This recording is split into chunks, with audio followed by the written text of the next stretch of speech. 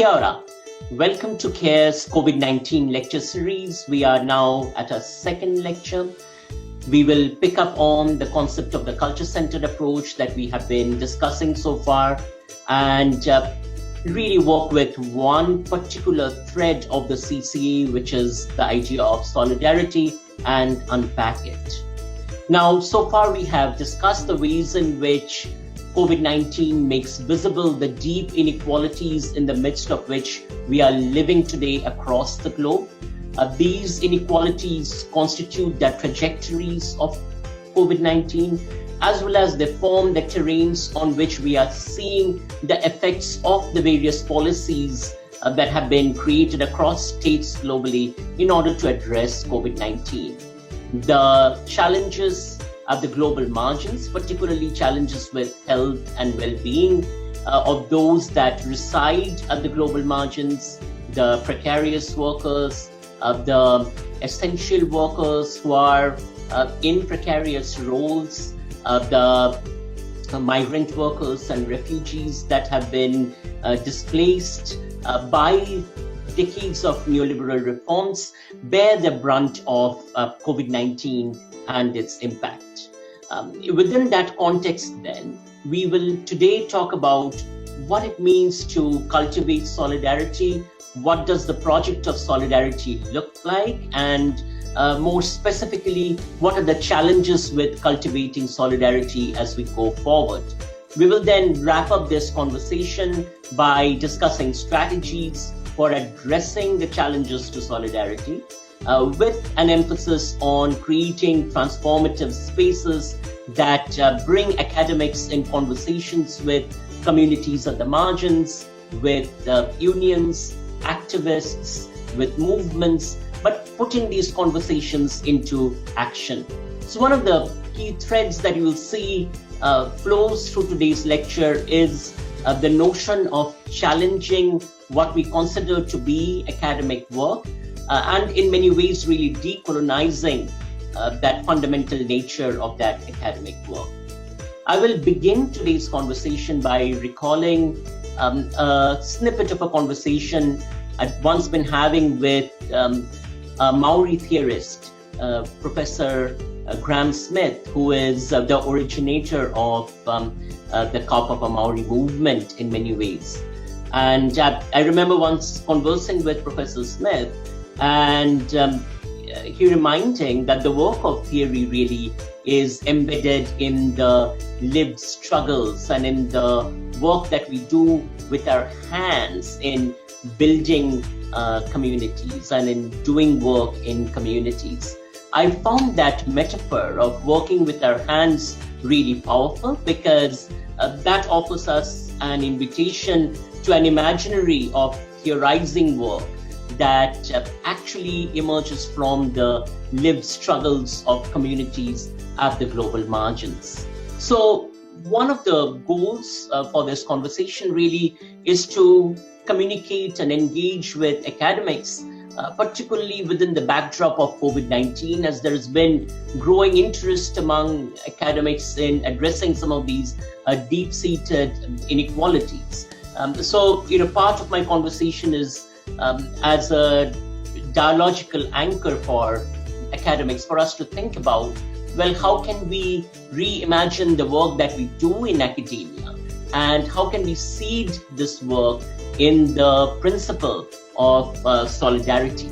So to get us started, I thought that it might be a good idea to begin with a poem that has a great deal of appeal to me, especially as I think about my own work and look at the ways in which my work connects with the struggles with subaltern communities at the margins. And that poem really highlights this question of subaltern agency. Now, in much of the literature on subalternity, the subaltern being the position of erasure. So subaltern is a position without an identity, in a sense of having a consolidated identity that offers a pathway of mobility into the networks of capital and into the sites where one's voice is heard.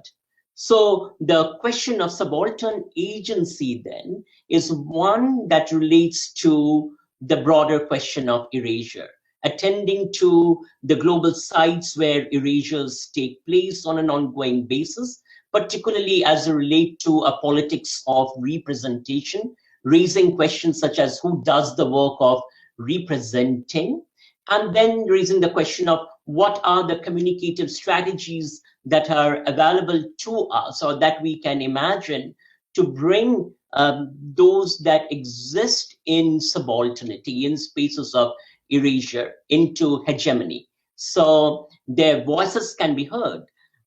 Their voices can be heard in communicative spaces and in communicative infrastructures that are owned by them and that are embedded in their journeys and politics of solidarity.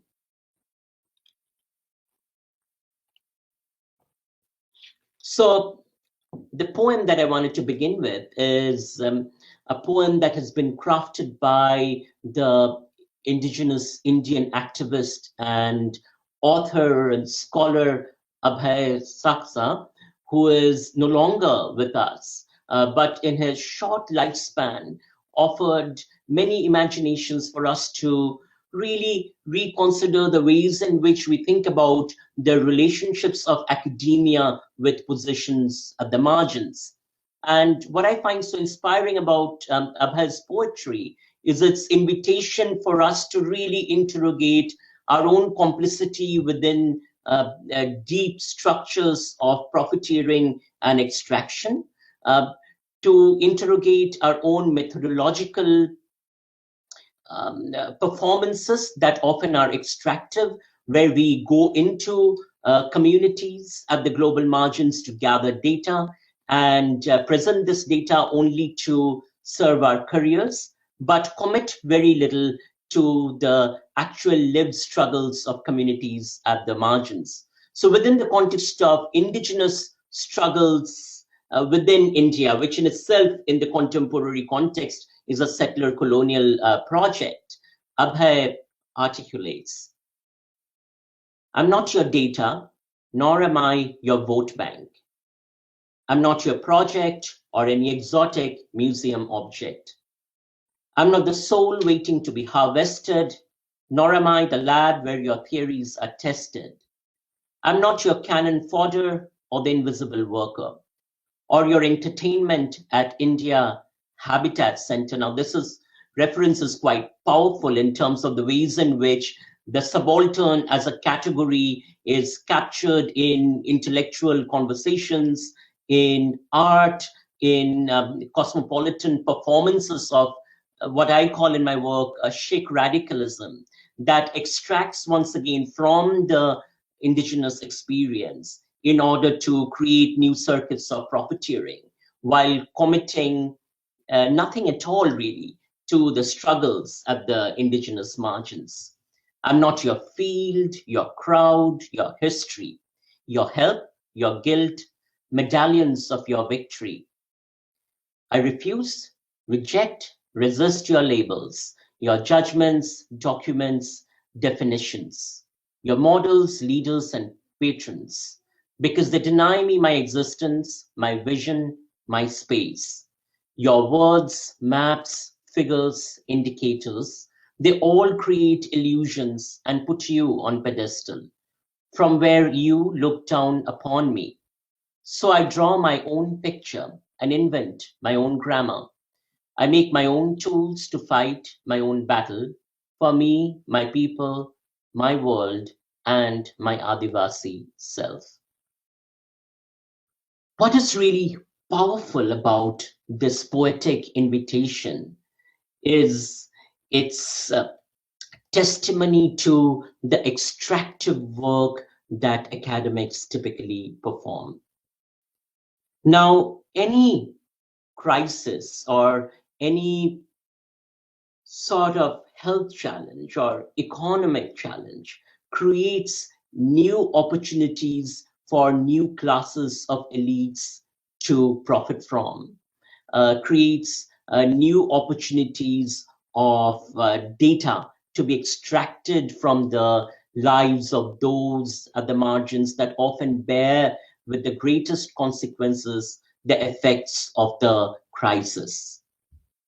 This poetry then is an invitation for us to decolonize that fundamental relationship of extraction on which much of academia or academic knowledge production is built, where academics take data, condense data out of the lived experiences of those at the margins, turn these into publishable pieces and manuscripts that certainly help propel academic careers, but do not commit then to the struggles of the people.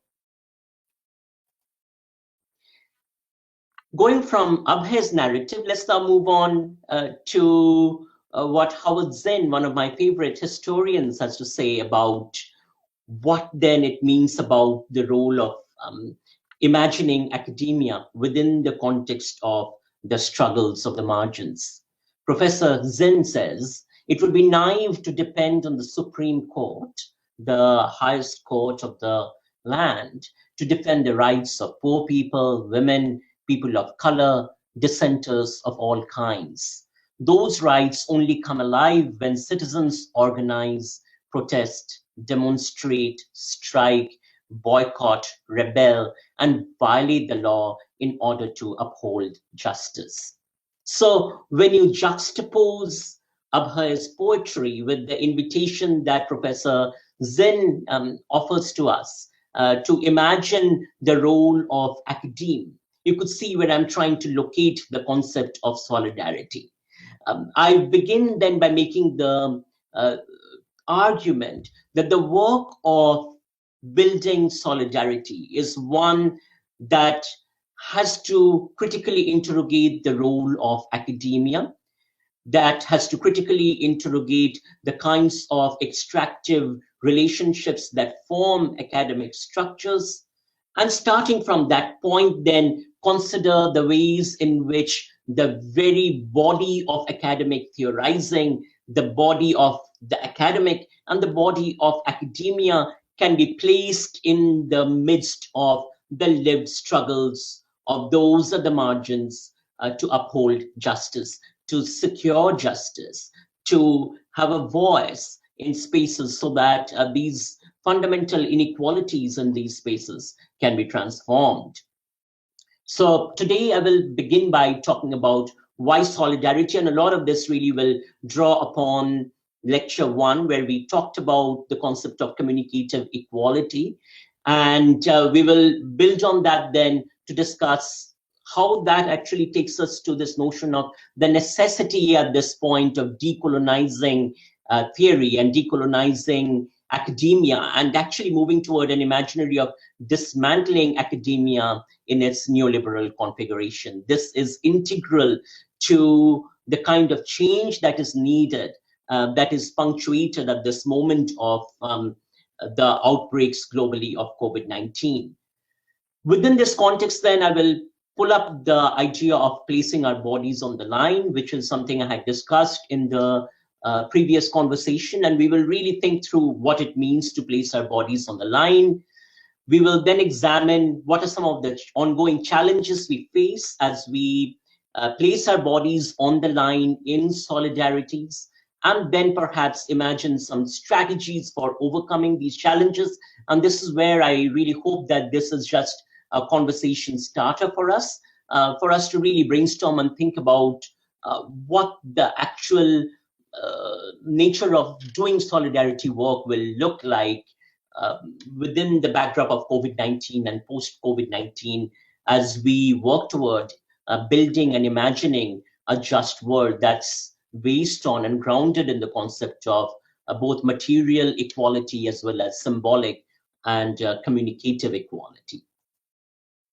So communicative inequalities, as we discussed in lecture 1, are inequalities, both in terms of distribution of information and voice resources, as well as ownership of information and voice resources. So clearly, information and voice resources globally today are owned by a small segment of the global elite. So there is increasing concentration of these communicative resources in the hands of the elite, which then is also tied to the highly unequal distribution of information and voice resources across populations, all the way from information related to content and learning to information that points to how to access resources, modalities of accessing resources, to voice infrastructures for communities to participate in democratic processes, in having a voice, in having a say, and in transforming the broader structures that they live within. So at a global scale, then, amid these large-scale communicative inequalities, the question that becomes salient for us is, what are we going to do to challenge these inequalities? How are we going to build information infrastructures that are grounded in the lived experiences and lived struggles of communities at the margins? And how do we build voice infrastructures? How do we co-create voice infrastructures at the global margins? So to really make sense of communicative inequalities, we have to look at the concept of power. Power determines who does and does not have control over the various resources that are integral to life and livelihood. Therefore, power is intertwined with inequalities in two ways. At one level, power forms the material fabric of inequality.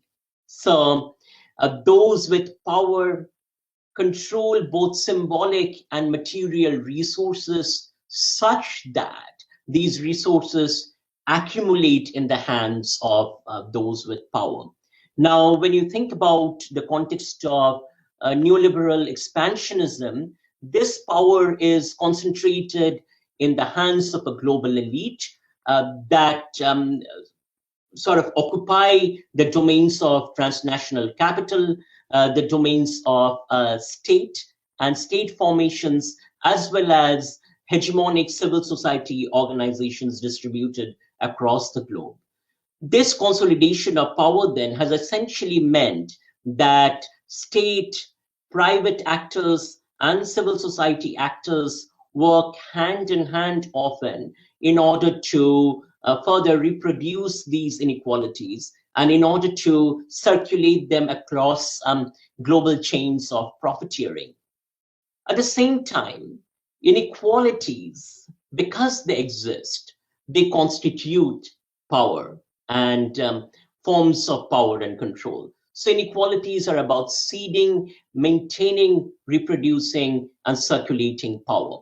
This interplay of power and inequalities perhaps is best captured in organizations such as the World Economic Forum, where you have the global elites, be it from the private sector, be it from the state sectors, from transnational civil societies that come together to decide on the configurations of global problems and how best to address them.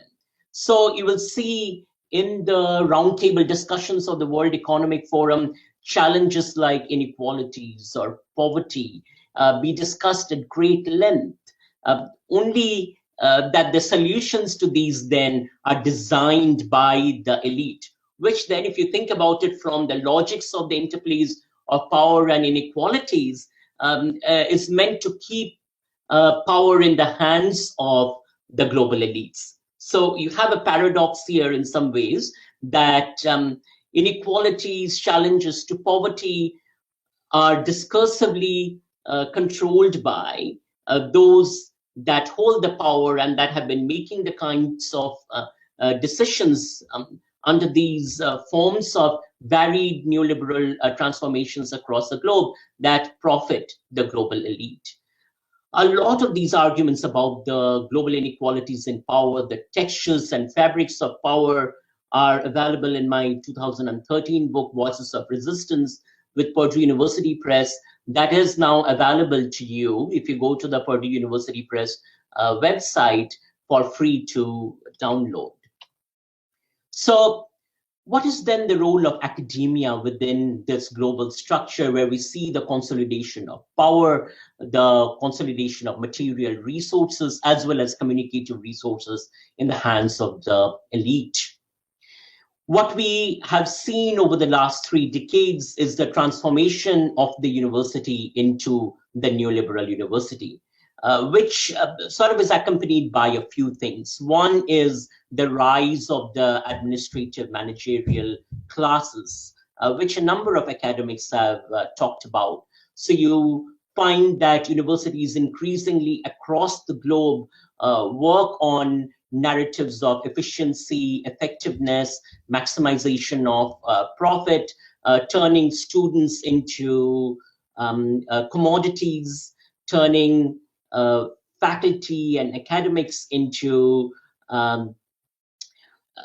deliverers of content for these consuming publics, and then actually turning large part of academia into precarious positions. So untenured adjunct positions that are not really protected and that often don't have many workplace rights, including access to health insurance, access to paid leave, and access to opportunities for articulating voices.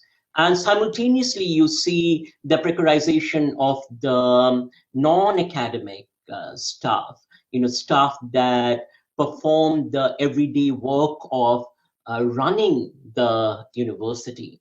And particularly in terms of those at the disposable ends of the university work, the cleaners, the janitors, who often are hired and fired based on the rhythms of the university, but based also on a logic of profiteering.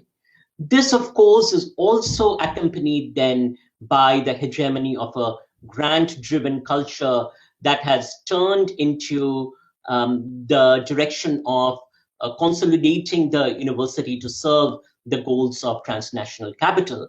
So university leaders are the class of administrators and managers that seek to become leaders, are trained into these disciplinary habits of management that are very much aligned with the logics of managing that you see at the World Economic Forum.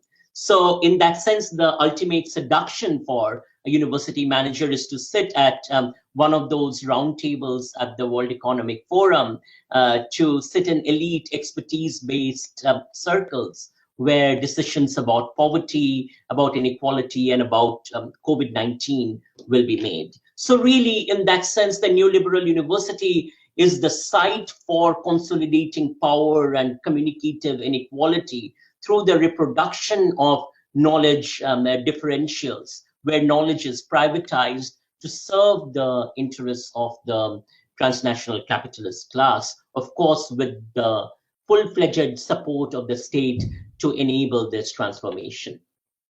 Now, the neoliberal transformation of the globe then that we talked about in terms of the logic of the free market, the logic of the market determining forms of policy interventions so that the state actually is reworked to serve the interests of the market. So in that sense, with neoliberalism, although it projects the narrative of minimal intervention, the state actually becomes a key actor in terms of managing and reproducing inequalities, in terms of using the forces of the military and the police to silence worker organizing, to silence voices of resistance at the margins, to silence democratic processes, so that greater opportunities and openings can be created for the transnational market to be mobile and to serve really as an opportunity for profiteering. So in this image, and I thought that I would present this image to you as a juxtaposition to consider what this politics of expertise looks like within neoliberal governmentality. So this is Milton Friedman, one of the key architects of the neoliberal ideology, sort of is also associated with the Chicago model. That Chicago model of free market governmentality was first tested in Chile, where a democratically elected socialist government of Salvador Allende was actually disrupted by an US-sponsored coup to then prop up this gentleman that you're seeing in the front of the screen, Augusto Pinochet, who then took that opportunity to carry out a wide range of neoliberal reforms. So that crisis that was actually created through an US-backed coup that included murders, that included incarceration of activists, that included shutting down of academic and activist spaces, was actually the site where neoliberalism was born, particularly in terms of its implementation as a mode of governmentality. Now, it is also important then to remember that to Pinochet's implementation of these economic reforms, a group of economists that were trained in Chicago, called the Chicago Boys, famously, were integral to this process of carrying out these large-scale reforms. So the politics of expertise in that sense is also a politics of violence, is a politics of authoritarianism that has systematically across the globe deployed power consolidated in the hands of the state through often the police and the military and the surveillance apparatus in order to silence democratic processes. And this gives us some insights into the political economy of academia. The production of academic knowledge in the neoliberal epoch, which one would say really goes from the late 1970s and is ongoing, is embedded in the deployment of authoritarian techniques to hold up expertise, and at the same time then that silences voices across the global margins, voices of solidarity, working alongside the global margins, voices of activists, union workers, voices of socialist political parties that seek to work with the margins in order to transform the effects of neoliberal governmentality.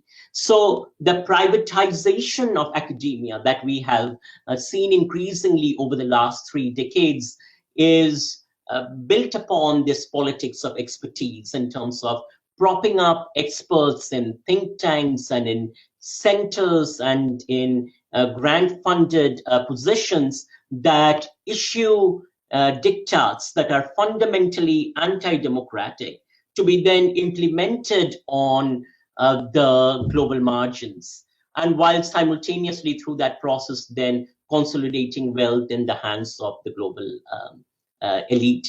So the picture for academia actually is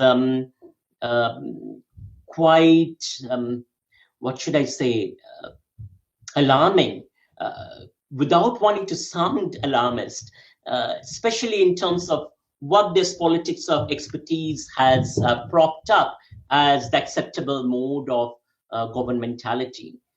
Within this sort of neoliberal structure of academia that works through the reproduction of fundamental inequalities then, and through the silencing of democracies, we witness a culture of deep institutionalization, where to institutionalize, which is to invent modes of governmentality that further strengthen the neoliberal institution and its profit-making objectives is to actually enable greater opportunities for academics to perform, to profit, and to move ahead in our individual careers. So sort of this kind of neoliberal expertise then has sponsored over the last 3 decades a form of academic careerism that sees in it a modality of supporting and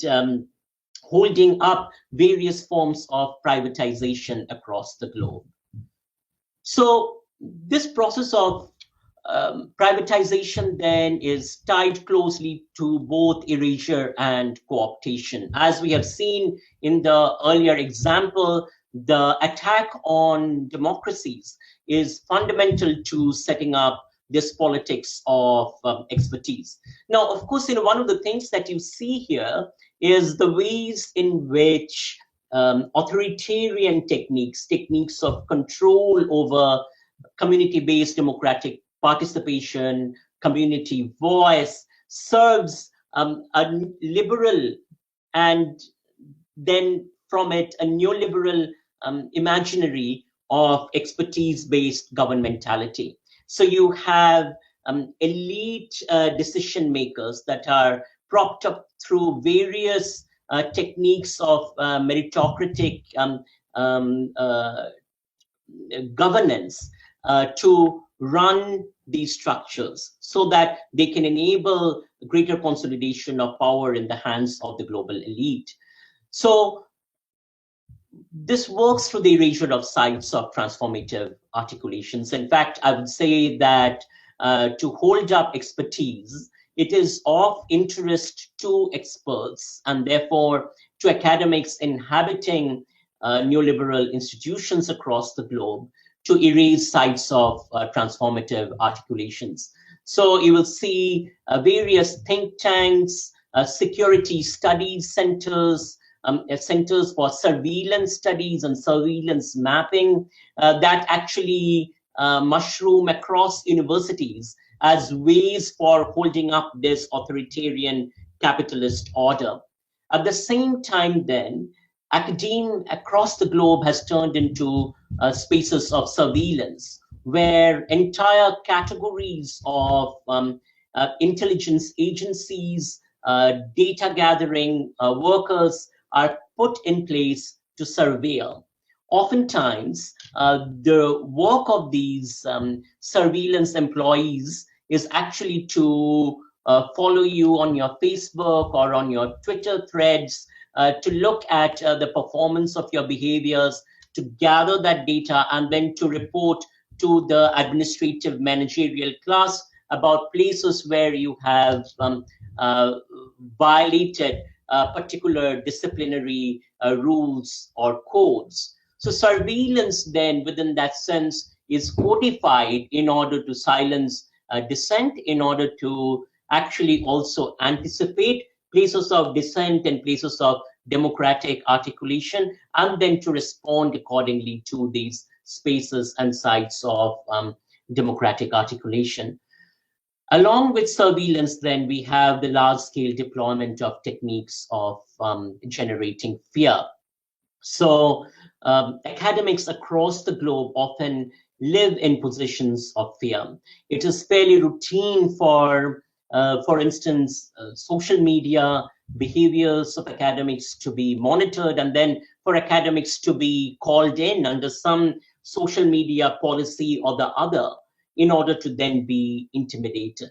Of course, this takes on various layers and various scales. So in the fascist turn in democracies such as India, you have the Narendra Modi regime that uses the same kinds of techniques of fear to attack academic activists, such as Anand Tenturbude, such as Bela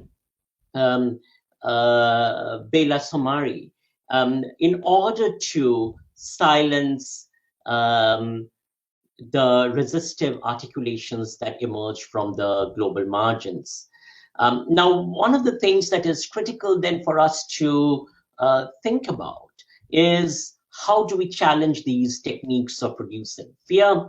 How do we challenge the co-optation of the state and its instruments in order to serve these sites of power and control? There are also attacks on sites of transformative articulations through seeded disinformation campaigns. So states now have regularized various forms of communication work, public relations work, that is solely committed to the work of creating disinformation and seeding disinformation, particularly in terms of stigmatizing activists, stigmatizing communities at the margins, and then launching full-fledged campaigns on these sites of protest and dissent. We witnessed the deployment of intelligent strategies of co-optation, where various strategies of co-optation have been incorporated into the instruments of the state, with the idea that these co-optive logics actually silence the possibilities of solidarity. We see the global propping up of culturalist arguments. So this turn to culturalism serves as a way for academic elites, very much serving the hegemonic status quo, to posture radically. So you can have identity-based, elite-controlled radical positions that are very much embedded within the logics of the status quo and neoliberal capital.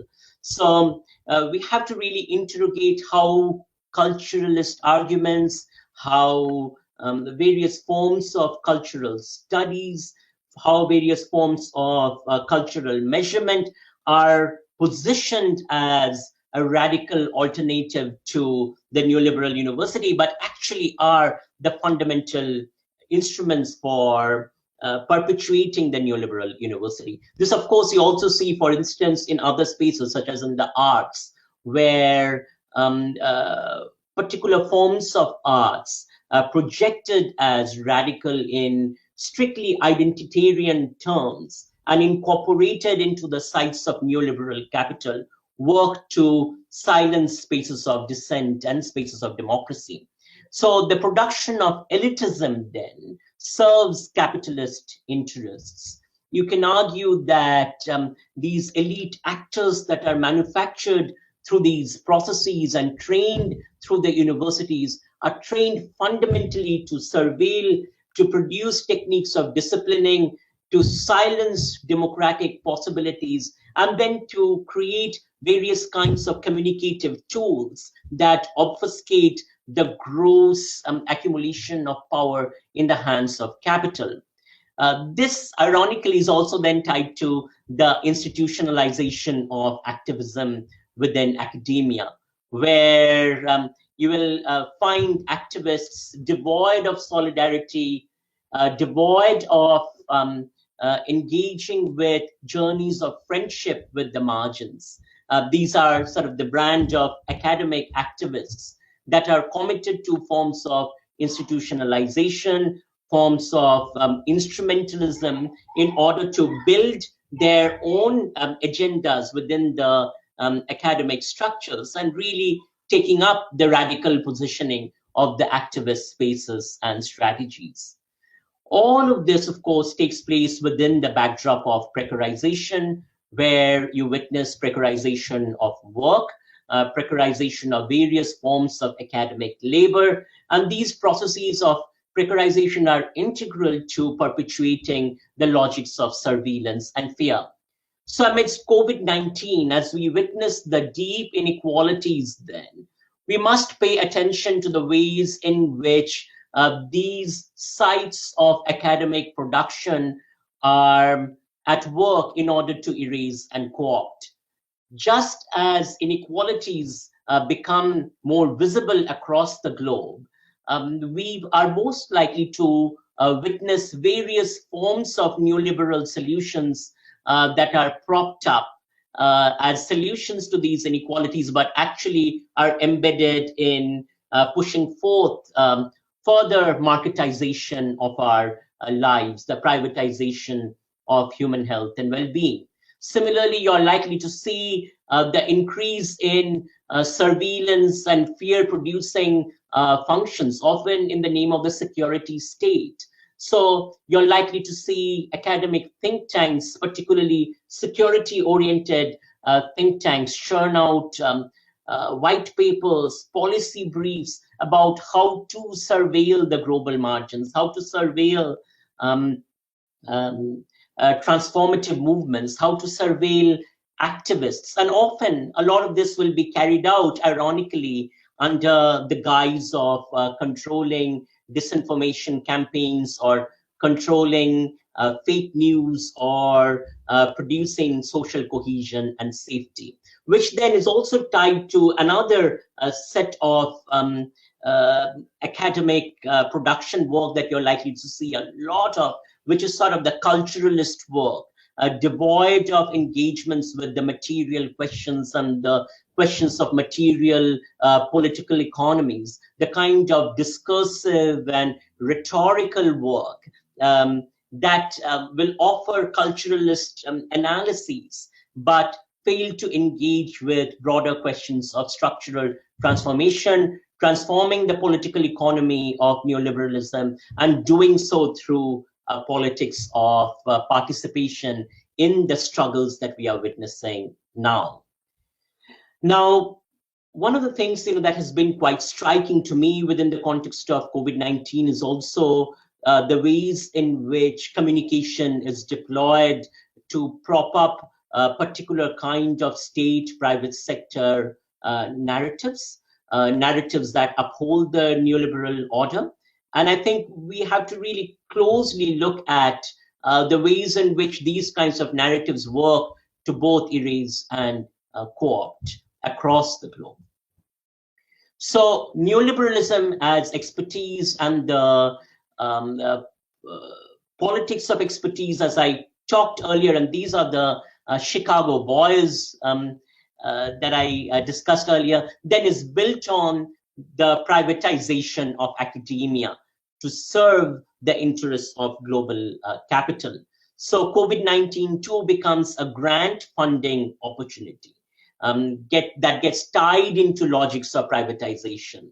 And this becomes a critical moment then, because it consolidates our imaginaries to reproduce the neoliberal model, and at the same time silencing other possibilities.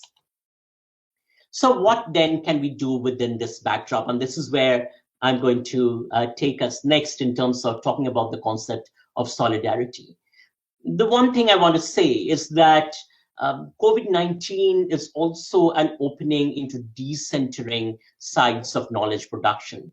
So if knowledge production across the globe has been consolidated to serve transnational capital, particularly within the sites of institutionalized academia, the question for us is, how do we transform that politics of knowledge production?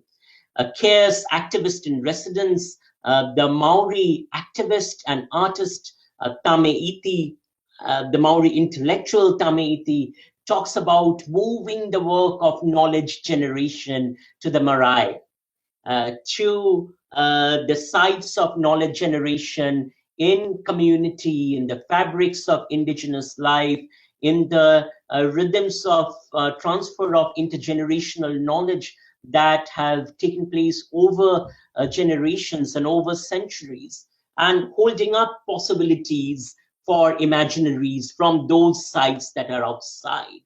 So the work then of transformation is one of fundamentally moving out of these neoliberal structures that have colonized spaces within the academe, to move into the sites literally in the field. Here in our work with the Deccan Development Society that I had discussed in the first lecture, you see the women participating in the backdrop of the massive transformation of Indian agriculture, with neoliberal policies aggressively being pushed by the state and various universities and agriculture extension centers. The work of the women in terms of generating knowledge drawing on intergenerational knowledge, drawing on women's knowledge, drawing on the everyday practices of farming and the lived experiences of generating evidence, transforms the very notion of knowledge generation.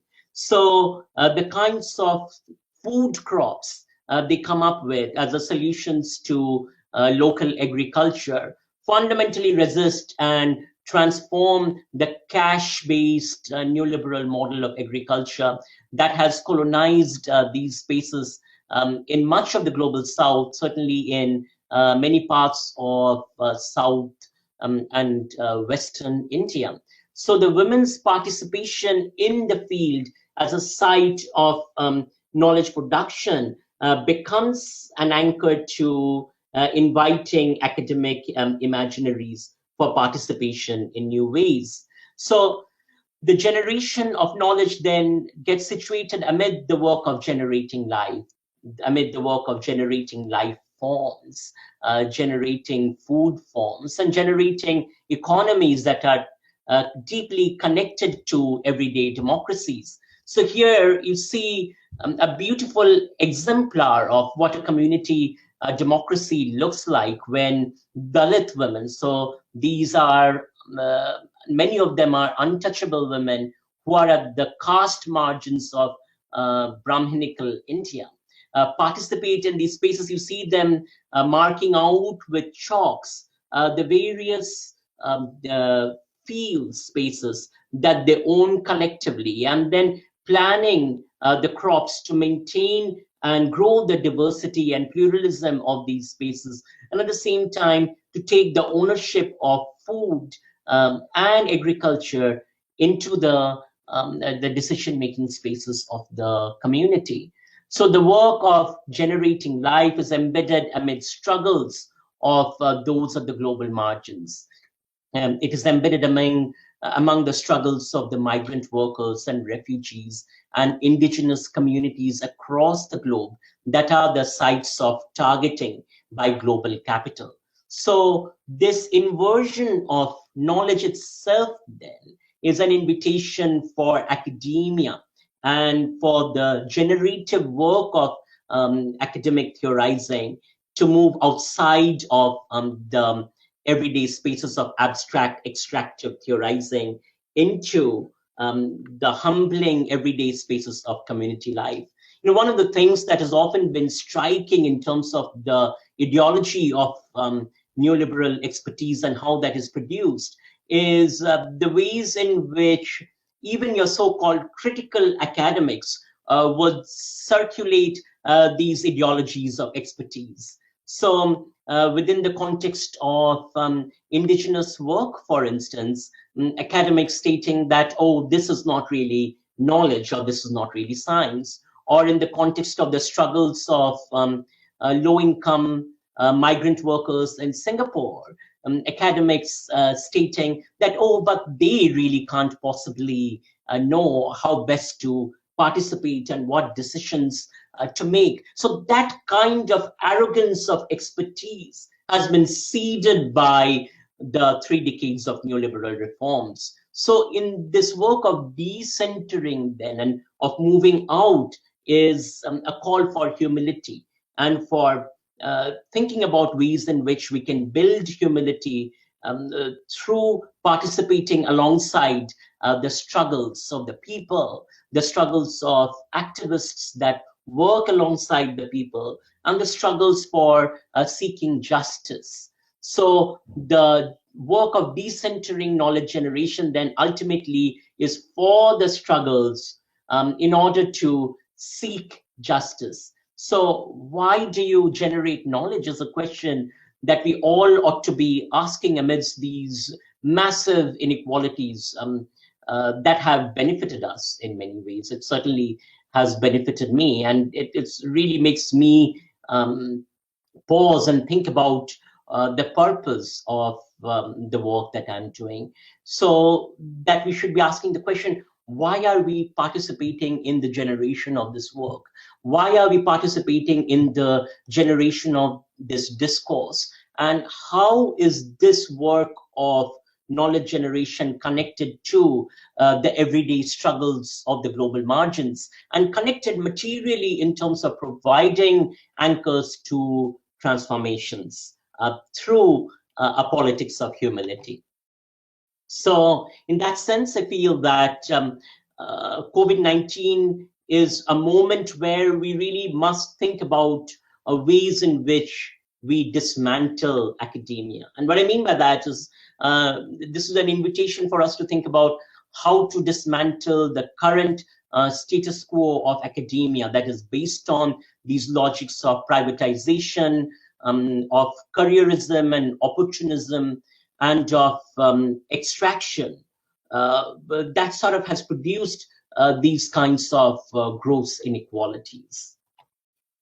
So solidarity then, within this backdrop and amidst this invitation to dismantle academia and decolonize it, is a vital anchor, because it orients us in new ways to the potential work of politics and political imagination through reorienting our own interests, our own roles, our own identities. The Merriam-Webster dictionary defines solidarity as unity as of a group or class that produces or is based on community of interests, objectives, and standards. So if we connect this question of solidarities with the question of subaltern agency that we began this conversation with, the work really ahead of us is to imagine how we generate these anchors for identities, interests, objectives, and standards that bring about certain forms of registers for strategic unities that are placed together, that are assembled together, that are crafted together at particular moments in order to bring about deep structural transformations, in order to bring about transformations in these deep inequalities that we are witnessing across the globe. So much like the work of exploiting crisis that supports the neoliberal interests. And this is the argument that Naomi Klein invites us to make. What is the work of crafting identities at this point amidst this crisis that enables specific formations that challenge the global neoliberal order? It's taken for granted narratives and ideologies of the free market governing and dictating forms of management. And how do we then imagine outside of those kinds of neoliberal narratives other possibilities for politics, for economics, and for social organizing? So the invitation to solidarities, the opening for solidarities, is an opening for then really thinking through creatively about the possibilities of the unities that can be crafted by placing one's body on the line alongside the struggles of those at the global margins, the struggles of the refugees, the struggles of precarious workers, the struggles of low-wage workers, the struggles of migrant workers, the struggles of indigenous communities across the globe. So solidarities, and I want to walk through some ideas that I just want to offer as potential ways for thinking through the notion of solidarities. To me, they are about strategically co-crafting the registers for unity that catalyze structural transformation. So these registers for unity within the context of precarious work, or within the context of digital labor in the shared economy, these basic registers will differ, and yet they offer us opportunities for thinking strategically about how to craft unities among them. So part of that invitational work for solidarity is to look for connections is to explore the ways in which various struggles connect with each other. So say, for instance, the ways in which the struggles of low-wage workers in precarious jobs in an economy connect to the struggles of migrants within that economy. How do we nurture practical friendships with the margins of the margins, particularly as we have invested our own positions as academics with this politics of expertise that is built upon producing distance, producing extraction, where extraction is not only validated but rewarded. What does it mean to rework our own work and how we construct our identities and how we relate to others through this lens of building practical friendships with the margins of the margins? And this lens of listening to the margins of the margins literally sort of suggests that we need to consider not just that which we can see as potential registers to engage with, to converse with, to work with, but also that which is unseen and unheard. So in that sense, it's an ongoing work of ongoing reflexivity, reflexivity not to reproduce forms of academic narcissism, but reflexivity in order to imagine how we build collective sites of articulating collective identities, always open to the voices that are being made to be unseen or being made to be unheard. So in order to do this work, in order to do the work of listening and placing oneself alongside the struggles of the margins, we must learn how to place the body on the line.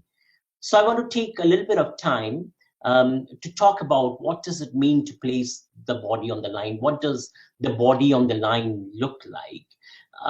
To me, the body of the academic on the line is about placing the privilege, and academe comes with tremendous privilege within the context of the global neoliberal order.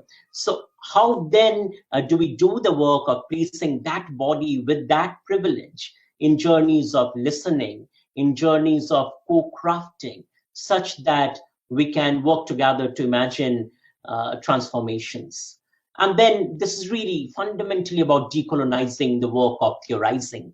So, we have to get over the idea that we can actually produce any kind of abstract theory that is objective, that actually is going to give us a way of solving the kinds of challenges we are facing today. In fact, we have to begin by recognizing that it is that precise ideology, one that works on extraction, placing objective distance, is one that produces uncritical, non-committal knowledge claims. So you have paper out of paper, out of book, come out of academia, often in small cliques that support each other and sponsor each other's careers, but really with little commitment to the actual struggles of the people at the margins. So what happens with that then is that when the next fashionable issue comes over, the attention shifts. The next issue to be studied and to be written over shifts, and there is very little that has actually now taken place on the ground in terms of materially transforming the very structures that have produced these marginalized conditions to begin with. So we have to think about the work of theorizing as collective work, as work that we do in broader collectives, as work that is embedded in collectives of communities and community life, in collectives of communities working alongside activists and unions and movements. And in that sense, then theoretical work can become really vital to the work of movements and activism, particularly in terms of looking at the possibilities of generating ideas through the work of the collective, through the work of coming together in communion to imagine possibilities. Theoretical work in that sense is dirty work. It's not about making a day trip to Dharavi, a slum in Delhi, to map out the spread of COVID-19 in Dharavi to be able to write a paper. But rather it is about really thinking through what kinds of relationships you're going to craft within these community spaces on the ground. How are we going to work in these community spaces in ways that invite you, that invite me to imagine ourselves in entirely new ways, and to actually be willing to get into the dirt, amidst the dirt, and literally the dirt, because when you do this kind of theoretical work placed within collective struggles, mind you that the neoliberal structure will be bent on castigating you, on attacking you, on stigmatizing you, on marking you as dirty and as belonging to the outside. So in many ways, the invitation to decolonizing, theorizing is for us to actually carrying out the dirty work, while at the same time being ready to be called dirty, to be called names, to be labeled, to be targets of disinformation campaigns carried out by the capitalist class, carried out by authoritarian regimes. So in that sense, theoretical work embedded in collective struggles is dangerous work, because one must be willing to place their body at risk to do the work of theorizing that is embedded in the lived struggles of the margins, which brings to my next point, which is that theoretical work is embodied work. It is about the placing of the body in the middle of.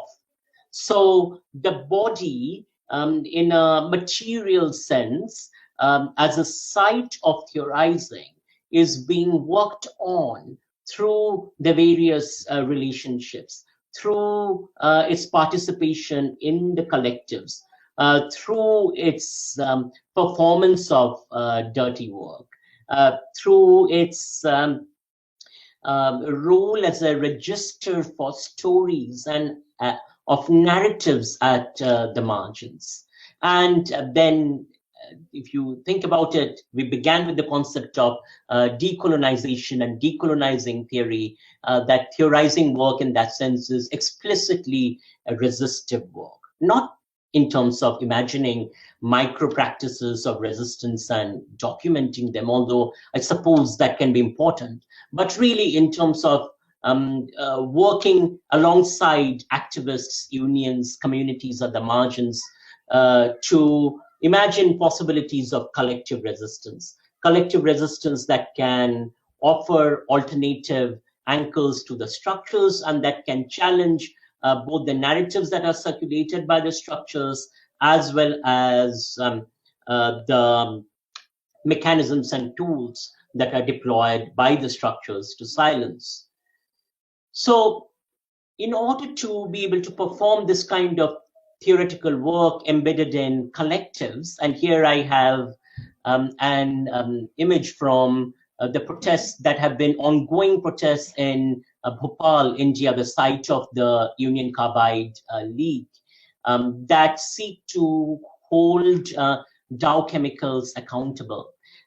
What this protest for me is a creative imaginary for is that it actually calls upon us to examine the academic structures that we inhabit.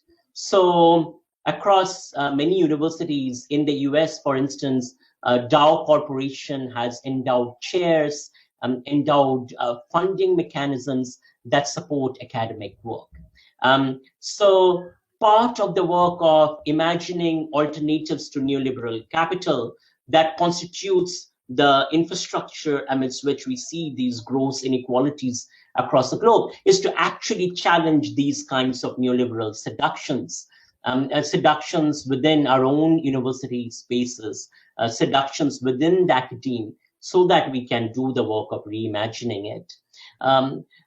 Much of the work of the neoliberal frontiers of global capital falls within the realm of the stealing of indigenous life forms, the stealing of the indigenous gene, indigenous food crops, indigenous farming systems that are then privatized, placed into logics of profiteering, and then removed from the lives and livelihoods of indigenous communities. So this kind of stealing of the bio is integral to the production of the kinds of health inequalities that we witness across the globe today. So the work of resisting neoliberal seductions then in many ways is about challenging within university structures, within academic structures, within structures of knowledge production, these sites of piracy, these sites of extraction. Similarly, we must challenge the extractive logics. Go back to Abhay's poem where he talks about this idea of people coming in to take stories in order to profit from them. That is the kind of extractive logic that academe thrives on. You see this kind of extractive logic at play amid COVID-19, so that these deep inequalities become sites for producing next data sets without fundamental commitments to the lived struggles, to transforming the lived struggles. And part of resisting neoliberal seductions is to actually make visible these extractive logics and to question them, to interrogate and disrupt the kinds of radical posturing that we see with the culturalist turn across neoliberal academia, where resistance itself framed as pragmatism or framed as the practical work of art making or cultural generativeness is co-opted to serve the market mechanisms, the mechanisms of the neoliberal status quo. Within this backdrop, then, embodied work, where the work is placed through the placing of the body of the scholar alongside the struggles of the global margins, alongside the struggles of activists and unions, offers a very different framework to work with.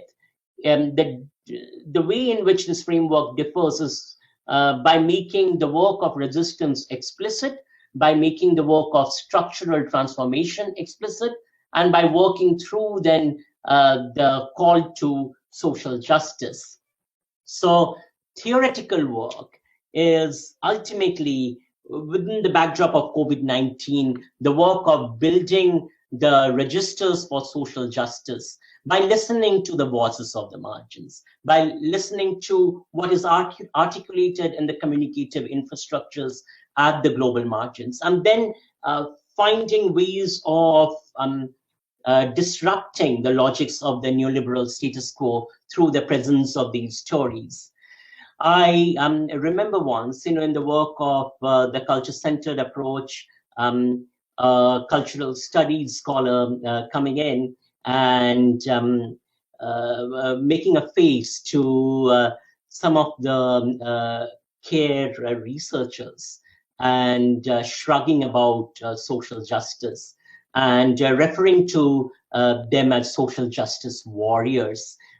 This kind of active work of discounting claims to social justice or discounting registers to social justice is integral to the production of the neoliberal status quo. And this, unfortunately, often takes on the radical chic imagery within the market-friendly academia. So by justice anchored in the voices of the margins, we continue to challenge that kind of silencing logics, but we also continue to challenge that kind of radical posturing by making it visible, by calling it out, and by interrupting it with voices from the margins of the margins across the globe and from the global south.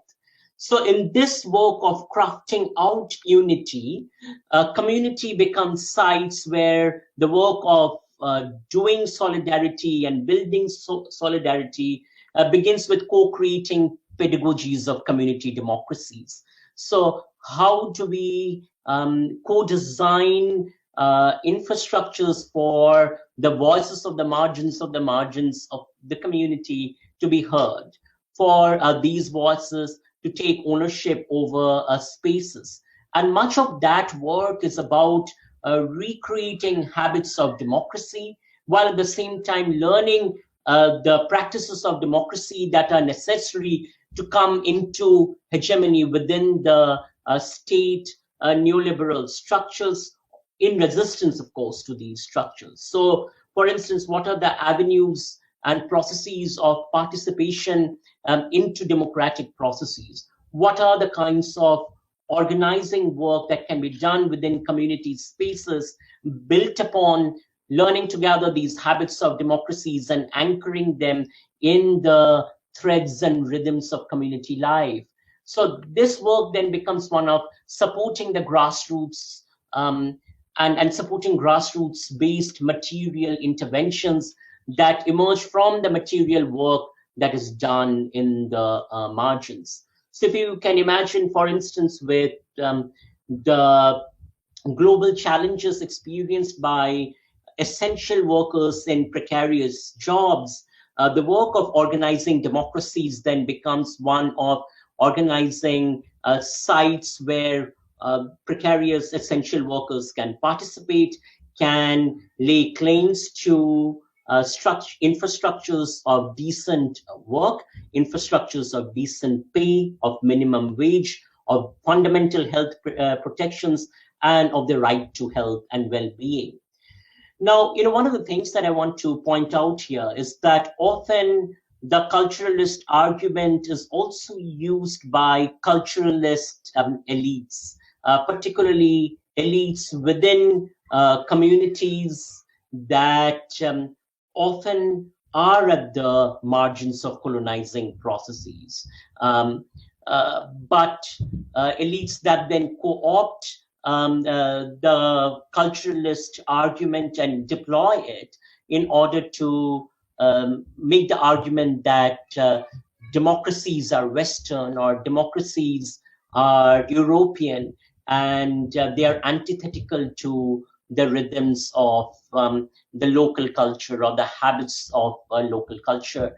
In the work of the culture-centered approach and in the work of CARE, one of the things that we have consistently demonstrated empirically is the ways in which democracy is not a Western Eurocentric concept that lies out there, but rather the habit of democracy, the desire for democracy, the life and rhythm of democracy, the texture of democracy is articulated by communities at the margins of the margins across the globe, and particularly at the global south. Often community articulations of sovereignty, of the community's ability to decide for itself emerges from this desire for democracy, this desire to have a voice and to have a space where a community can have an equal say. In a similar way, then, within community spaces, the margins of communities express this desire for having a say, that in spaces and architectures that are not taken over by local elites. So in this work of imagining and organizing democracies, I think it is fundamental to look at how then this work of generating democracies actually becomes the basis for generating knowledge, generating the bio that resists biopiracy, that resists bioprivatization, but rather that works through bio, through imaginaries of ecosystems and health and well-being systems that are intertwined and embedded in community voice and community livelihoods. So communities in that sense can become spaces for co-identifying the kinds of material resources then that are necessary in order to create interventions at the margins. They can emerge as spaces for co-identifying where one needs to go for support or to seek support or to seek other ways of amplifying voices. They can serve as basis for co-creating voice infrastructures. So in the work with Deccan Development Society, for instance, much of the community-based work that is anchored in the women's voices is about recreating community radio, community-based video storytelling, using community-based meetings where women use seeds and various leaves and shrubs and sticks from plants in order to actually draw out and map out the method through which they are going to plant. These are all examples of co-creating voice infrastructures. But co-creating these voice infrastructures is not enough. Given what we have seen about neoliberalism and its modality of operating through the erasure of voice, one has to anticipate attacks on these structures of articulation, these infrastructures of articulation. So it's a critical question to ask: how do we safeguard infrastructures for voice? And then based on these infrastructures, how do we build material and symbolic interventions that intervene into the neoliberal status quo and sort of decolonize it with other imaginaries? And while doing all this work, Solidarity is about thinking through how to respond to risks, both personal risks and collective risks, how to respond to threats, and how to respond to violence. Now, when the structure uses variety of techniques to silence voices, it's going to create a variety of propaganda techniques and surveillance techniques to mark those spaces of solidarity, to render them as dirty, like I was saying earlier.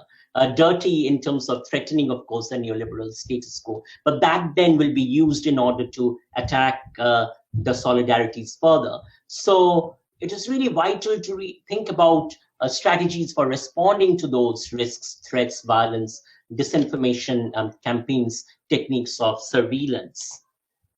So this work of working in solidarity with the margins of margins then is an ongoing work of looking for the traces, looking for that which exists outside of the margins and in that sense is invisible and has been erased.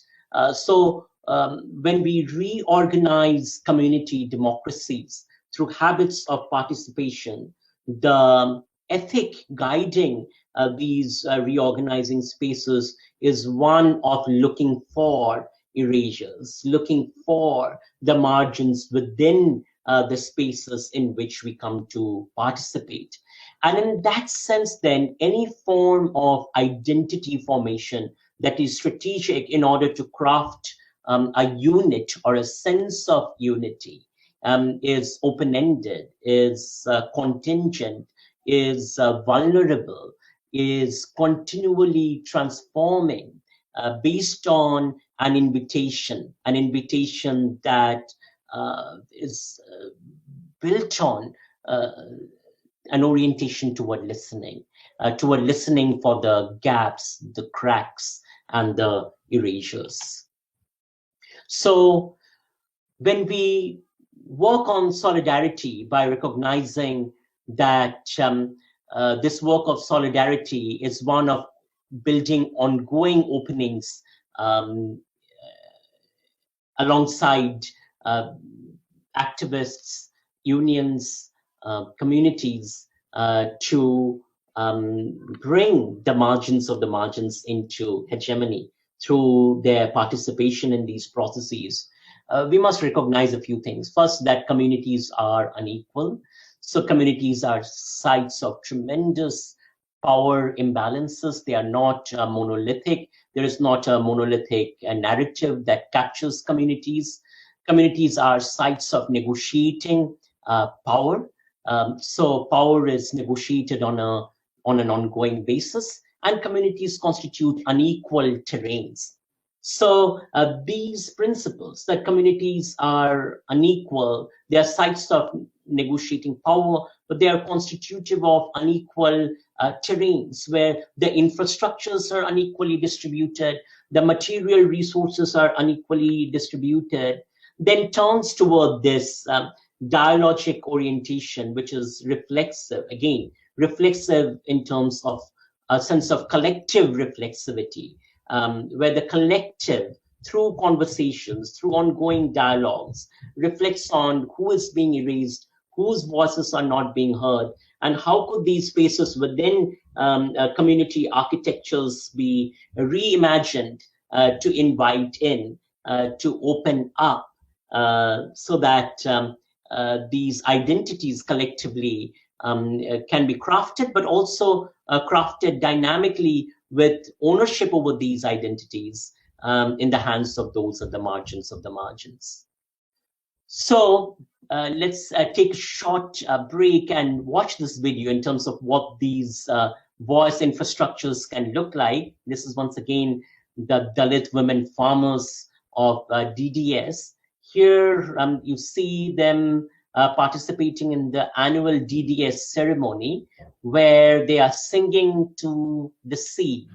The songs of the seed within this context become the imaginaries for, the anchors for structural transformation, for resisting the caste politics, the patriarchal oppressions within the local context, the complicity within the state and agricultural extension centers and knowledge production centers within the regional and national context, and really challenging neoliberal agriculture that goes from the local to the national to the global. So let's witness their singing.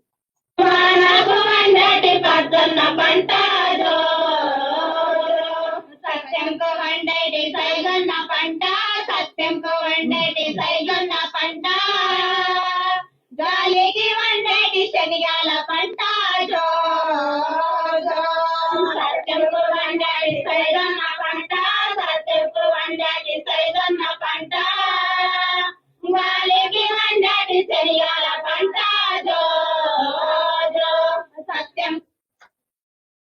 So this work of building and co-creating voice infrastructures is one of recognizing the agentic capacities of those at the margins of the margins, which is about recognizing the humanity, the human dignity of those at the margins to participate, to produce materially and symbolically, and to fundamentally generate knowledge. In fact, it is this invitation to listen to the margins of the margins as sites for generating knowledge, which offers the fundamental hope of the culture-centered approach for structural transformation and for transforming the kinds of crises, the crises of inequality, the crises of climate change, the crises of movement of vectors that we are living amidst. Recognize that power differentials constitute erasure. So the work of building or co-creating solidarity is an ongoing work on the self, of interrogating the self and its privilege and its complicity within the hegemonic structures of knowledge production, co-researching the strategies used by power to erase. So part of building these voice infrastructures is actually looking at power and looking at how power systematically erases articulations from the margins. What kinds of strategies do those in positions of power use to erase voices? And through that work of recognizing strategies used by those of power, can we reinvent new imaginaries that actually resist these strategies? So you really have to know the techniques and the tools and the strategies deployed by the colonizer in order to take these on, in order to actually make spaces for seeding alternative imaginaries. And all of this can happen fundamentally through the work of placing the body in presence. So none of this can happen through what I in my work call academic tourism. You cannot simply go interview 12 households living in poverty, write up a journal article or a book, and then think that you have intervened. You haven't. You have produced a commodity that will sell in networks of transnational capital, but do very little in terms of interrupting and disrupting the logics of capital. The work of disrupting the logics of capital has to begin by learning how we learn to place our bodies in the midst of people's struggles, in the midst of the struggles of those at the margins of the margins. And that means that we have to rethink our relationships with people, with human beings that we are trained to treat as participants, as sources of extractive data. We have to rethink these relationships as friendships that are working alongside and that are working together, often drawing upon or utilizing the privileges that we embody, or that those of us in academia embody, with the security of positions, with security of having access to specific dominant structures, and deploying those privileges to build transformative imaginaries. So resisting power, and here, I thought that one of the things that I will point to is that the work of transformation in that sense, and the work of building communicative infrastructures, is not out there. The field is not just out there. When I say you place the body in the midst of, it's not just out there, it is in here. It is about what we do in academia, in the spaces that we inhabit here, and in the communities that we inhabit. So really this call for developing connections and building spaces for the margins of the margins is an ongoing call for decentering the various sites we occupy. So how do we resist the consolidation of the power in the hands of the elite expert class? One of the fundamental things is we have to invert and question the hegemonic ways of extraction, of stealing.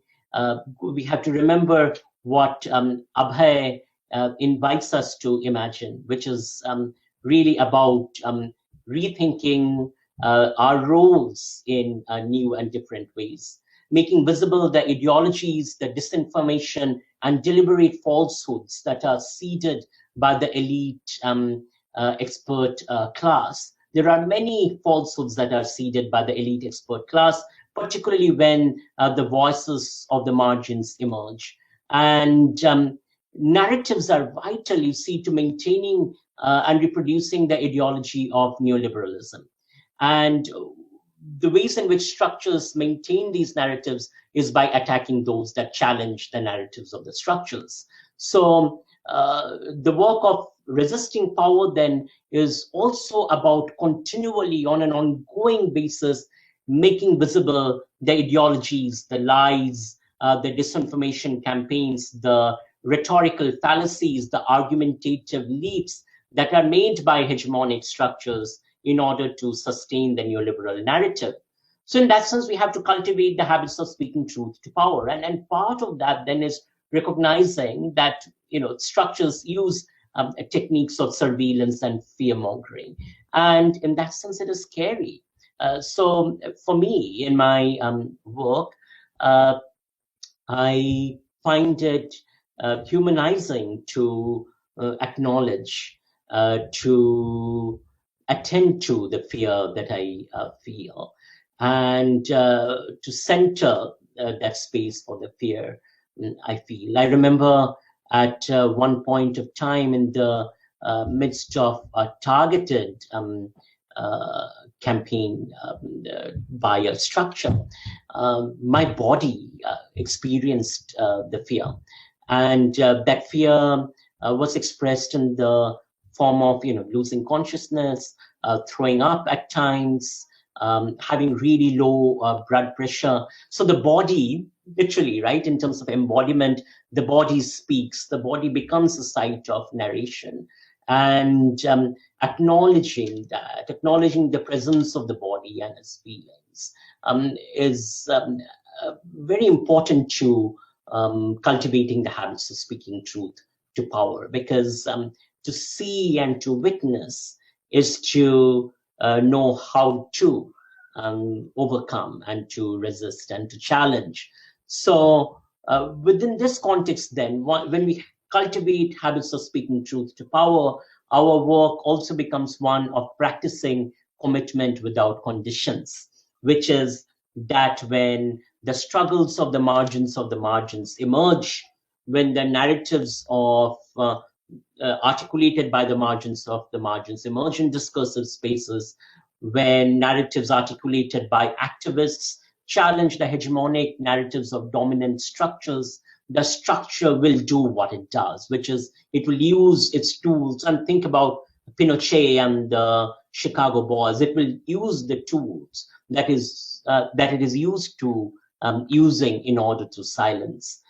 It will deploy techniques of silencing by carrying out disinformation campaigns, by carrying out surveillance, by using the apparatus of the police and the military. Often the marking of voices of resistance as anti-national is a fairly common strategy within contemporary contexts of authoritarian capital. So within these settings, then, practicing habits of commitment and committing to the voices of the margins, to the struggles of the activists without conditions is critical, so that we continue to place our bodies alongside, we continue to place our bodies in publicly visible ways, we become seen in solidarity. And this work of becoming seen in solidarity is also a work of bringing the subaltern into hegemony,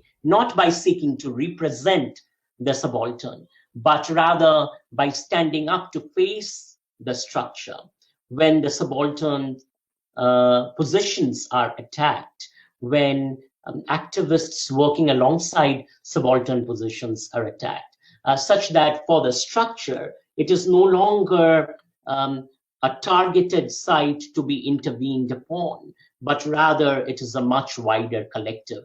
So you spread the risk, you spread the effects of the danger across and within spaces of privilege, such that narratives are anchored in possibilities of disruption, possibilities of taking over the hegemonic narratives of the structures that are cultivated by the structures. So, when thinking about then this notion of biopiracy and colonization of spaces at the margins in order to serve the neoliberal status quo, I find the concept of bioresistance, and I think of bioresistance as working by placing the body, by placing its fluids, its tissues and cellular structures, and its genetic structures within the context of working alongside through friendships. So the placing of the body, its ability to take in stimuli, to feel the stimuli and to respond to them amidst the collective struggles for transformation, amidst the collective struggles of the margins, becomes a way for challenging biocolonization, which reproduces neoliberal governmentality. So I place for you two questions, and I invite you to think through and reflect on these two questions. What does it mean to reorient the labor of our academic work as friendships with the margins? So this is really a question for academics. And also, what does it mean to reorient the labor of our academic work as friendships with activists, unions, movements, collectives when these are targeted? Of course, with our global audience and with our community partners, with communities, activists, movement leaders, the questions to ask them would be, how do you imagine the work of redoing academia and academic labor? What would you like to see out of academia? How would you like to reimagine academic work and the work of knowledge generation in order to create the registers for structural transformation? So I want to move toward wrapping up by talking about some key ideas of, what does it mean to place the body on the line through presence, the notion of being here and witnessing by physically placing our bodies here and standing alongside, by voicing alongside, by working alongside to make visible, right? So where the working alongside is not to represent or to take over, but rather working alongside to make visible. So at CARE, we work through advisory groups that are anchored in this idea of how do we listen to the margins of the margins and invite the margins of the margins to own this space, but working with these advisory groups to make visible the inequalities, the effects of these inequalities, and the possibilities of change, so that the solutions, the ways of seeing how you can transform these structures emerge from the margins, or working alongside for voices to be heard. So working with, as solidarity with activists, unions, movements, transformative politics begins by recognizing the vitality of placing our bodies alongside through presence and through the witnessing of the stories of these struggles. The very work of witnessing then stands in resistance to various forms of state oppression, state suppression, deployment of military and police, because through witnessing, you create narrative accounts, but through witnessing, you see the state, you see transnational capital, and you make visible these techniques of violence and silencing. So the last few slides I will spend talking about how do we, through these interventions of solidarity, plan and prepare for responding to the hegemonic structures, especially as they silence these transformative possibilities. I talk about in my upcoming work on communication and social change on concentric spheres of planning. So crises such as COVID-19 make visible the necessity for immediate response. Where crisis response needs to be immediate, those at the margins experiencing the violence of deep neoliberal reforms sort of call for responses that are immediate.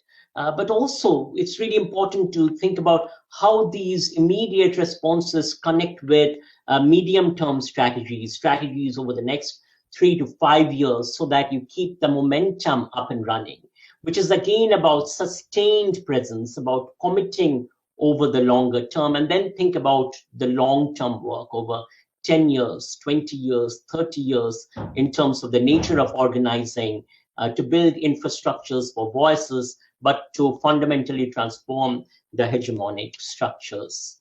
So solidarities in terms of the crises is about voicing amidst crises created by hegemonic structures,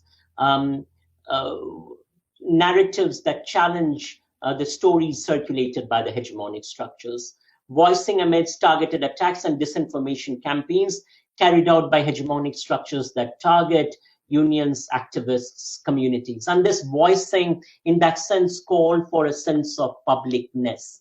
Solidarity as friendship that brings together this union into unity comes with an expectation. It's the expectation of being public, being visible with your body and being seen in resistance to the structure by placing your body alongside.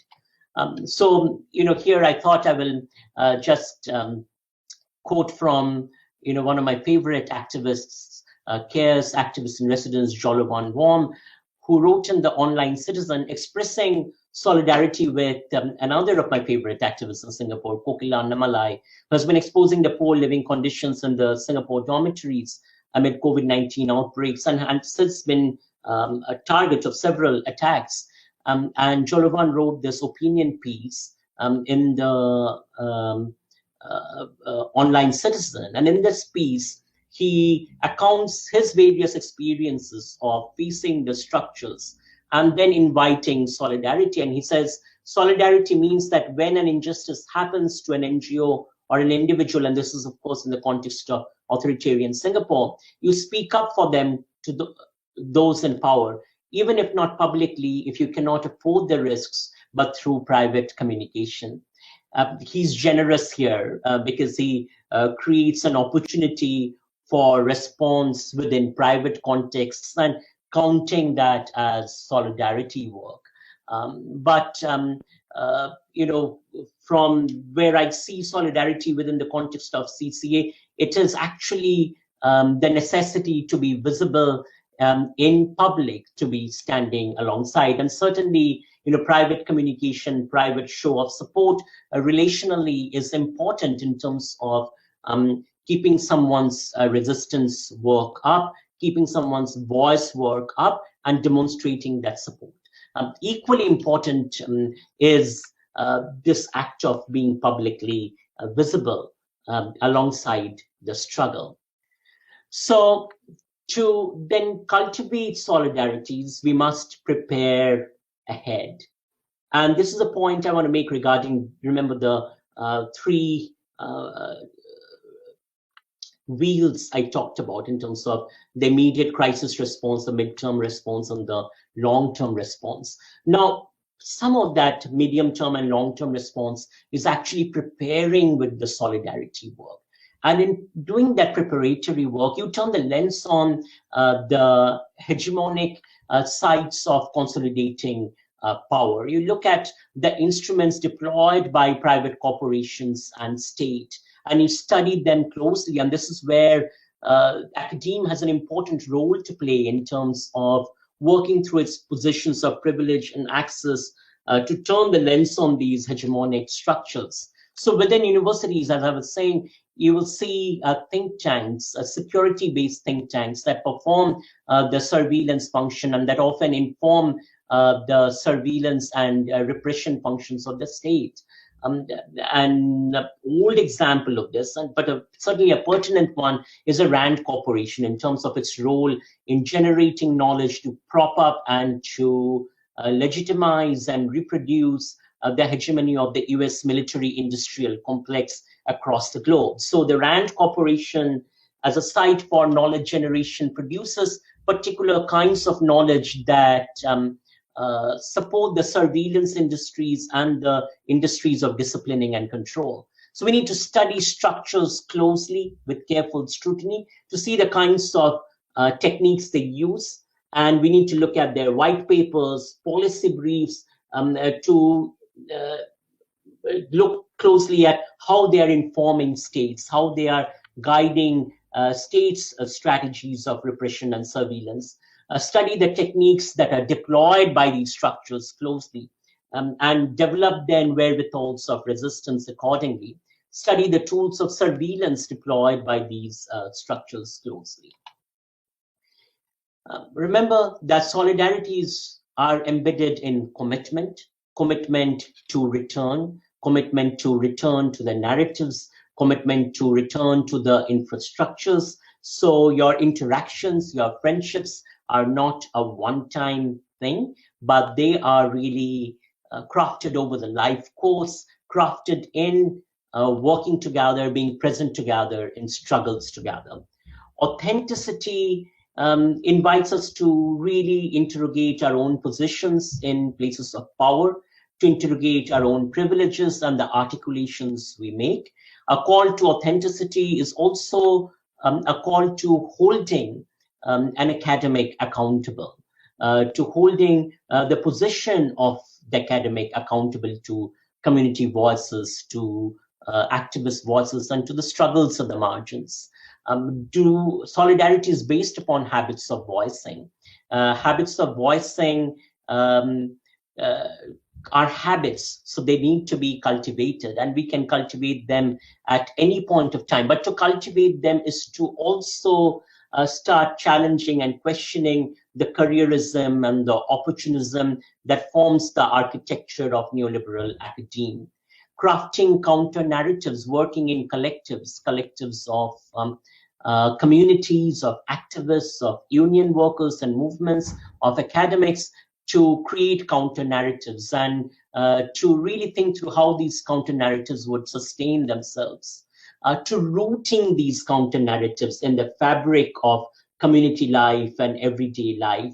The greater you're able to root these narratives, these counter narratives into community spaces, the greater the sustenance of these narratives in terms of addressing the attacks by structures, but also building spaces for imagination. So if you take a key lesson from the work of the Dalit women farmers, or the work happening in the context of indigenous agriculture and indigenous sovereignty over agriculture and food systems, you see how the habits of rooting, and literally in terms of rooting the seeds, anchoring the seeds in community collective resources, and ancestral learning that is passed over generations, in open sharing as collectives, builds the basis for other imaginations. Based on ideas of connecting, based on ideas of giving, based on ideas of working together. So those two are ideas of solidarity. So through solidarities, you root anchors for solidarities to be imagined, and you sustain them. So I want to wrap up by talking about the work of CARE and the ways in which we struggle with, we negotiate this politics of building spaces for solidarities with the margins of the margins. We, inhabit universities. These are institutional spaces, and part of being in these institutional spaces is, of course, negotiating the institutional logics. So I want to begin by acknowledging that even as we talk about resisting and decolonizing institutionalization, many of the sort of political economic structures that sustain care are formulated within institutional logics. So the work of challenging and decolonizing is a back and forth work. And I want to give here the example of having the indigenous activist Tame Iti as our activist in residence. Having Tame in the university as an activist in residence was transformative, because it invited the academe as a space to reimagine what generation of knowledge looks like. But that also came with having to negotiate structures, having to push back structures, having to resist structures, and sort of going through that process. So commitment again there is key, because to sustain the activist in residence project at CARE that brings activists into the spaces of care, we face many challenges. The center is audited often through the deployment of powerful forces that see these kinds of work as exactly what they are, that is, challenging the hegemonic status quo. So they use tools such as audit to ask questions such as, what role does the activist in residence program have in the university, or asking questions such as, how much is CARE spending in funding activists? And we have to negotiate those structures even as we push back, but we have to also respond to them. But at the same time, doing that negotiation work makes that space for recognizing that activists are through their embodied struggles and embodied change work are knowledge practitioners. They are laborers of knowledge. They generate knowledge. And this immediately questions the elite driven neoliberal structure. And in that sense, counters its fundamental logic. Activist dialogues similarly offer openings for fundamentally transforming how we think about knowledge. The public placing of our bodies as care workers in solidarity with activists. Again, commitment without conditions with academics. What does solidarity call for in that sense? It calls for us to be publicly visible alongside. Public placing of empiricism and our empirical work, the work of empirically anchoring in the rhythms of community life at the margins of the margins in solidarity with the margins. So that in turn fundamentally changes the nature of research or the nature of academic work, because that work now is guided in and is anchored in the imaginations of the advisory group, in the rhythms of the advisory group, in the strategizing by the advisory groups of the margins of the margins. The insistence on disrupting structures, the recognition that these neoliberal structures are fundamentally unsustainable is then the basis for continued insistence on how we disrupt these structures, how we challenge them, how do we transform them, which is then the basis for sustaining everyday acts of resistance. So connecting all of this back into COVID-19 futures, and I want to narrate a story from Aotearoa, New Zealand. Within the context of COVID-19, one of the things that you have witnessed across Maori communities in Aotearoa is the emergence of community sovereignty, community ownership of running these checkpoints, so that Maori communities who often bear the largest burdens of